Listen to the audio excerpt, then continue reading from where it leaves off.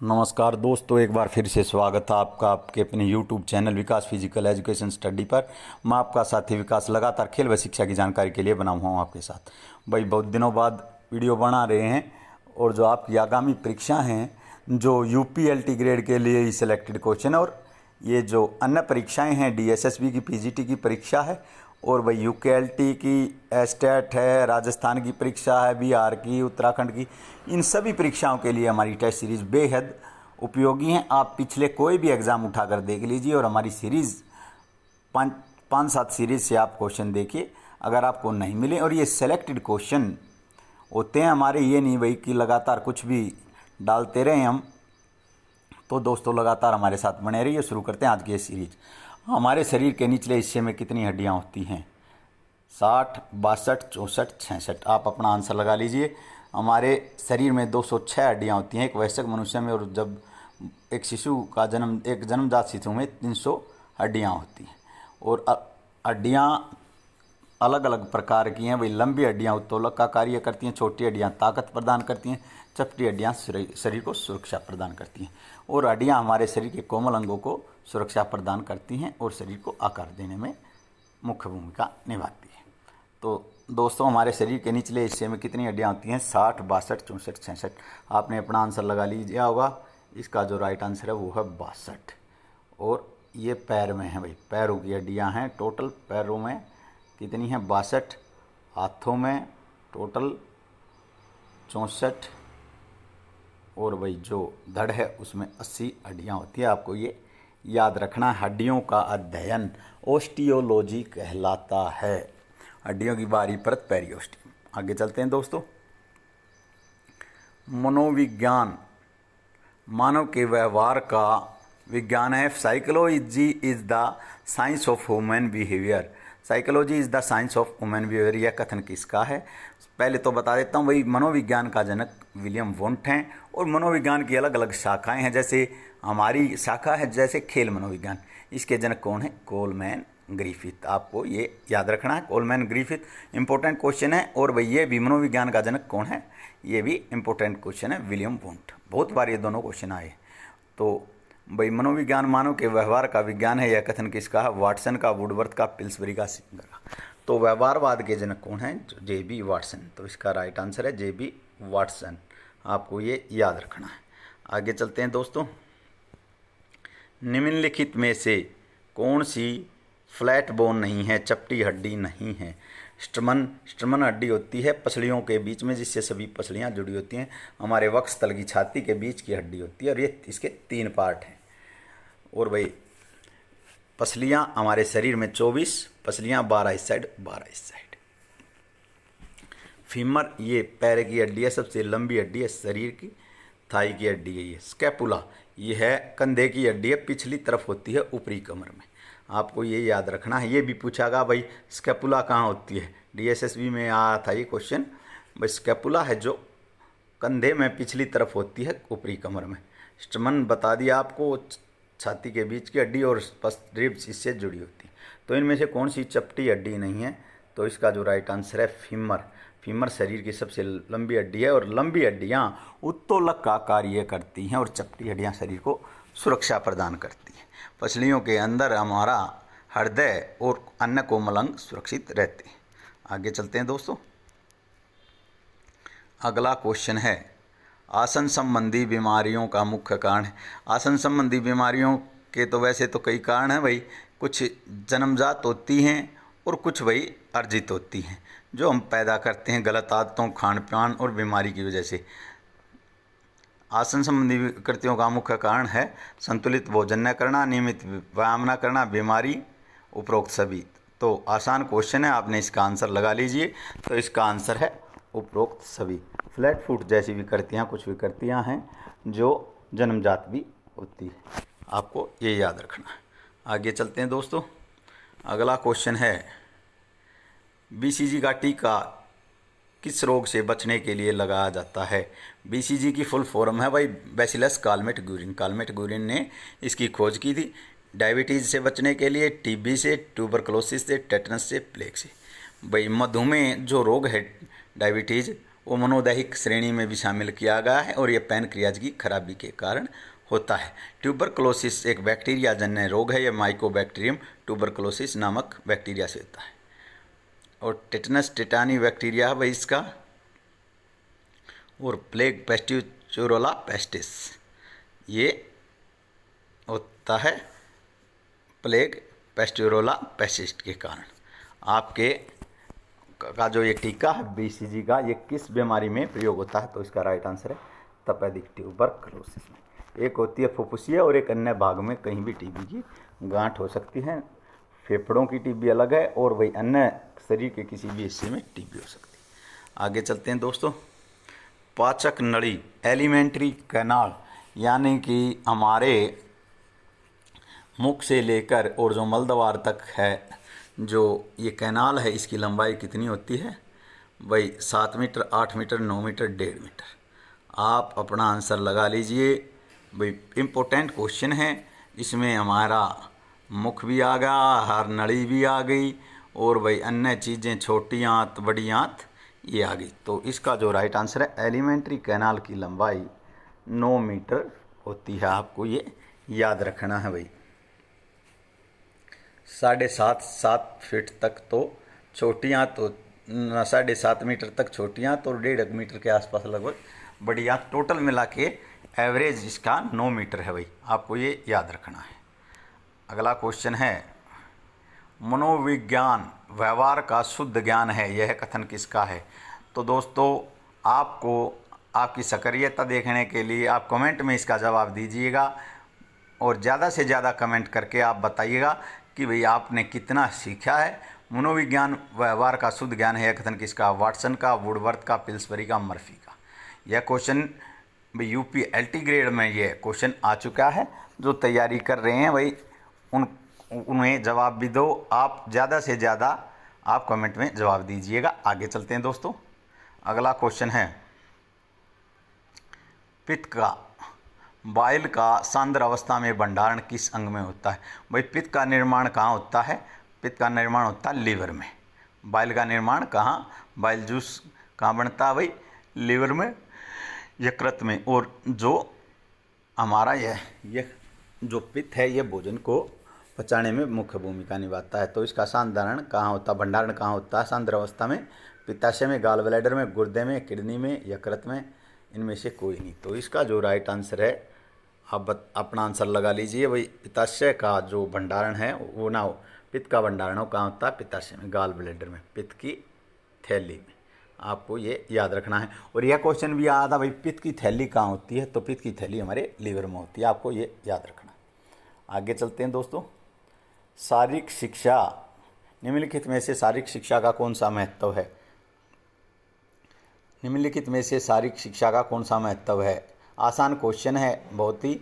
आप अपना आंसर लगा लीजिए भाई। अनुशासन बनाने में सहायक, अच्छे व्यक्तित्व के विकास में, गति कौशलों के निर्माण में सहायक, उपरोक्त सभी। तो आसान क्वेश्चन है भाई। अनुशासन बनाती है शारीरिक शिक्षा, वेल डिसिप्लिन आदमी को बनाती है, अच्छे व्यक्तित्व का विकास, अच्छी पर्सनैलिटी डेवलप करती है, गति कौशलों का विकास में सहायक, उपरोक्त सभी। तो इसका राइट आंसर है भाई उपरोक्त सभी।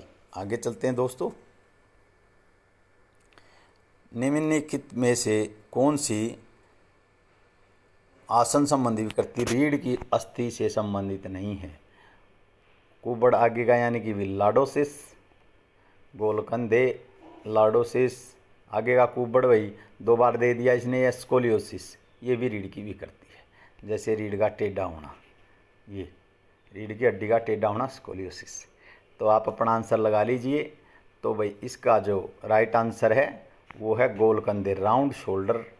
ये रीढ़ की विकृति नहीं है।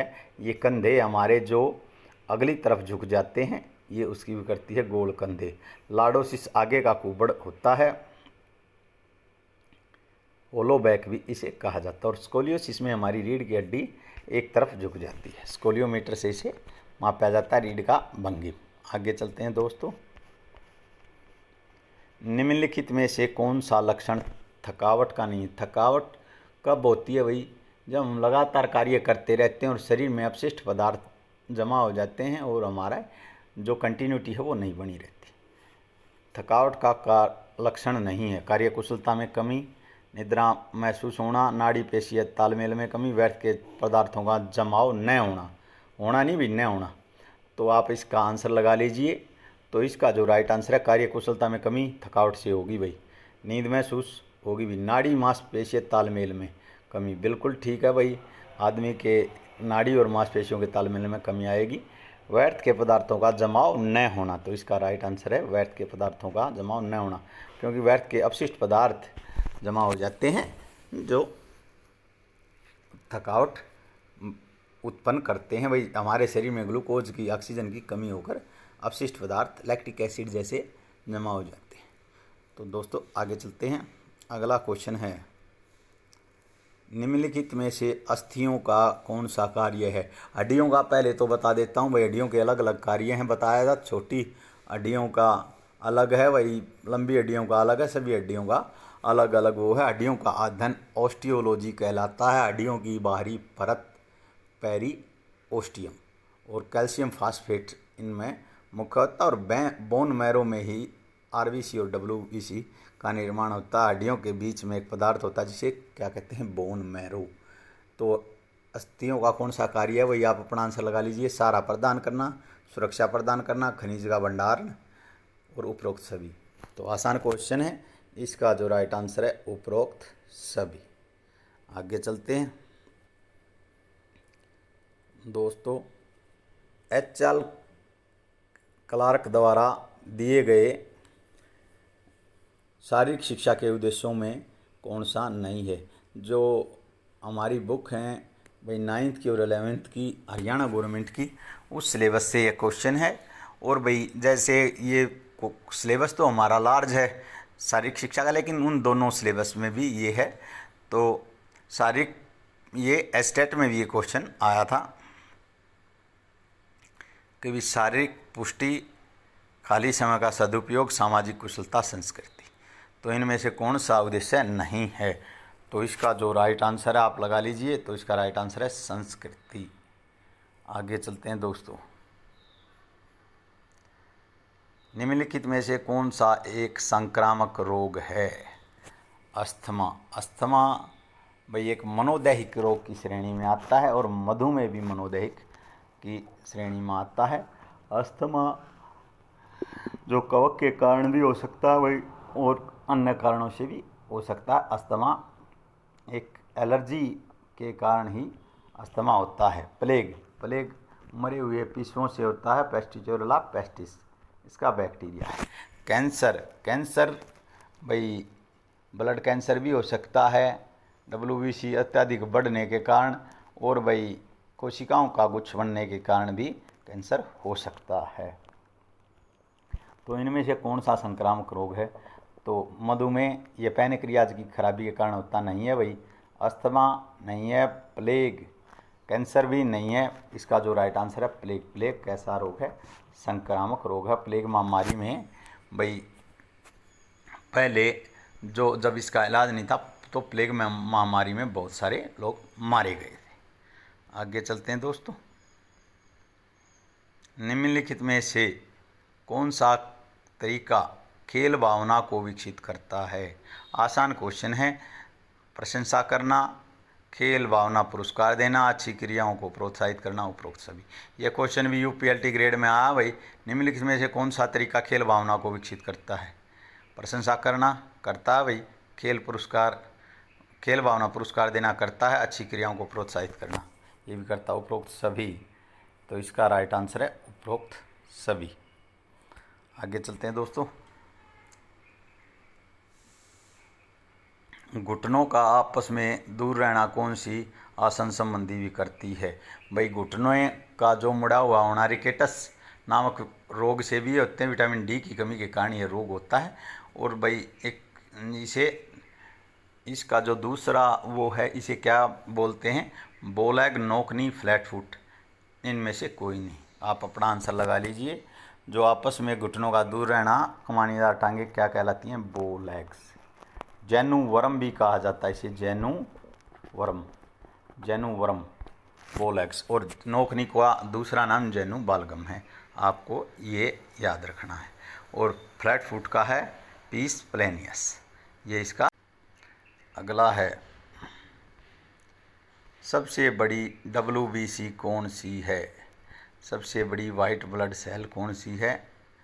मोनोसाइट, लिम्फोसाइट, थ्रोम्बोसाइट, इनमें से कोई नहीं। आप अपना आंसर लगा लीजिए। भाई सबसे बड़ी श्वेत रक्त कणिका है मोनोसाइट, आपको ये याद रखना है। कौन है भाई? मोनोसाइट सबसे बड़ी WBC है। WBC का निर्माण अस्थि मज्जा में होता है। भाई इनका जीवन काल है 1 से 3 दिन भी मिलेगा, 1 से 3 दिन या कहीं 3 से 5, 1 से 12 दिन के मध्य ये होता है, आपको ये याद रखना। 1 से 3 भी है भाई, ये मुश्किल देगा क्योंकि इसका कोई सटीक वो नहीं है। अगला क्वेश्चन है सबसे छोटी WBC कौन सी है? मोनोसाइट सबसे बड़ी होगी भाई, लिम्फोसाइट, थ्रोम्बोसाइट, ल्यूकोसाइट। तो सबसे छोटी WBC कौन सी है भाई? आप अपना आंसर लगा लीजिए।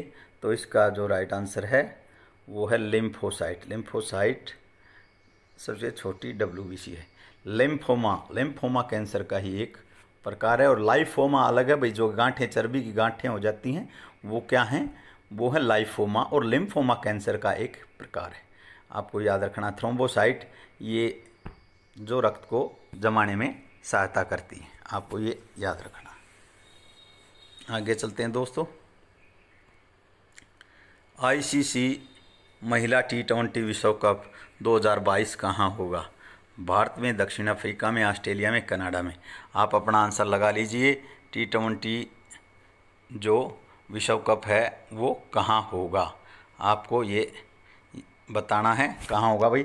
भारत में, दक्षिण अफ्रीका में, ऑस्ट्रेलिया में, कनाडा में। आप अपना आंसर लगा लीजिए। तो इसका जो राइट आंसर है वो साउथ अफ्रीका, दक्षिण अफ्रीका में ये होगा भाई। इसकी जो 3 राजधानियां हैं, ब्लेमफोंटेन, प्रिटोरिया और केप टाउन, आपको ये भी याद रखना है, दक्षिण अफ्रीका में। आगे चलते हैं दोस्तों। अगला क्वेश्चन है स्विस ओपन बैडमिंटन 2021 महिला खिताब किसने जीता? PV सिंधु ने, कैरोलिना मारिन जो स्पेन से हैं, ओकुहरा जापान से, वैंग यान चीन से। तो स्विस ओपन बैडमिंटन महिला चैंपियनशिप किसने जीती? तो इसका जो राइट आंसर है वो है कैरोलिना मारिन। इन्होंने ही PV सिंधु को हराकर 2016 में गोल्ड जीता था ओलंपिक में। तो ये कहाँ से हैं भाई? स्पेन से हैं। और भाई एक डेनमार्क के खिलाड़ी ने, पुरुष खिलाड़ी ने जो खिताब है स्विस ओपन का पुरुष खिताब वो जीता है। आपको कमेंट में उसका नाम बताना है। तो दोस्तों लगातार हमारे साथ बने रहिए। हमारी जो सीरीज़ हैं ये आपकी आगामी परीक्षा के लिए बहुत ही उपयोगी साबित होंगी। जय हिंद, जय भारत।